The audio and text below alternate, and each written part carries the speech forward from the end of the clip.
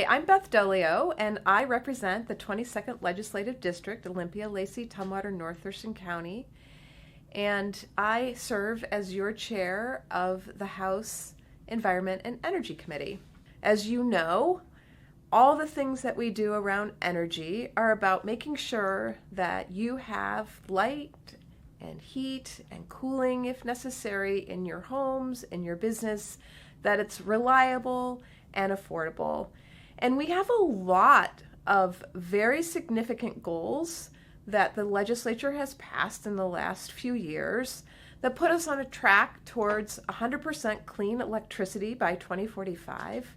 We also have a cap and invest program in this state that does ask polluters to pay for what they are polluting and putting into the air, and taking those dollars and using it to create cleaner forms of energy. In addition, we have a clean building standard, and that is the first in the nation and perhaps the world that requires existing buildings, and that's the building stock that actually has the most emissions. We are asking those large buildings to meet a specific energy efficiency target, and the largest buildings have to come into compliance in 2026.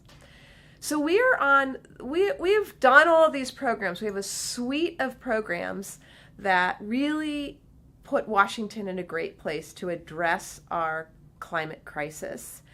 And we're in the implementation phase of that.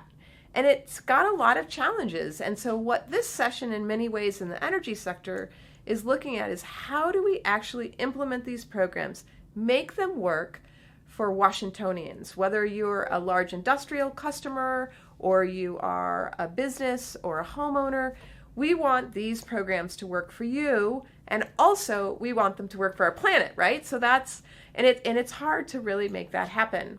So I'm just going to start with the buildings program, because that was a bill that I passed back in 2019 that comes into compliance for our largest buildings. Those are over 240,000 square feet. They have to meet an energy efficiency target starting June 30th, 2026. So one of the things that we're doing this year is I'm prime sponsoring a bill that actually will work to make the program a little bit more flexible. Now that we've had a few years under our belt, working with building owners, spending time in rooms, really going through how this is working, we've got a bill that basically allows Commerce to make the program a little bit more flexible through rulemaking.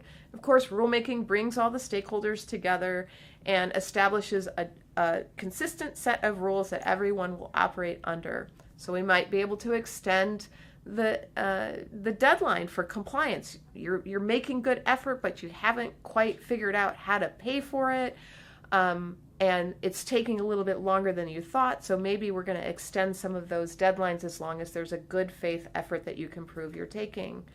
There's some exemptions, some like military things that we found out about that we need to exempt.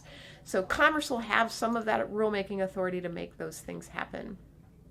So that's it for today. I'll come back and we'll talk about some other programs and other things that we are facing, and I look forward to talking to you the next time around.